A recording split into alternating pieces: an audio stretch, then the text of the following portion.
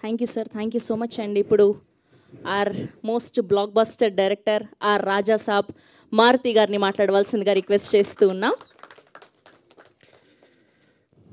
Thank you. ఇక్కడికి చాలా రోజుల తర్వాత ఫంక్షన్కి రావడం జరిగింది.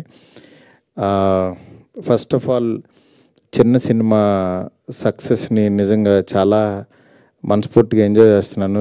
రీసెంట్గా రిలీజ్ అయిన కోర్టు సినిమా నాని గారు ప్రొడ్యూస్ చేసిన సినిమా ఒక మంచి హిట్ అయ్యి ఆడియన్స్ అందరూ థియేటర్కి వచ్చి ఒక చిన్న సినిమా చూస్తుంటే చాలా ఆనందం కలిగింది. ఎందుకంటే ఇదే మార్చ్లో 10 years బ్యాక్ ఈ రోజుల్లో సినిమా రిలీజ్ అయ్యి జనం అందరూ వచ్చారు.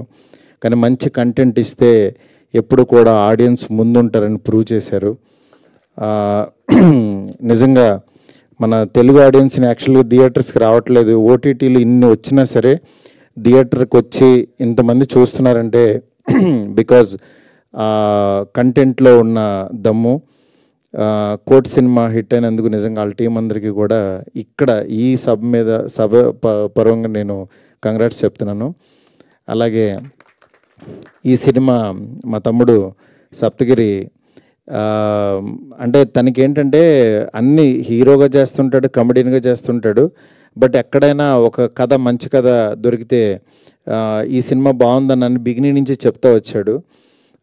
ఇలాగే ప్రతిసారి చెప్తూ ఉంటాడులే అని అనుకున్నాను, కానీ ఒకరోజు అనుకోకుండా సినిమా తీసుకొచ్చి చూపించాడు.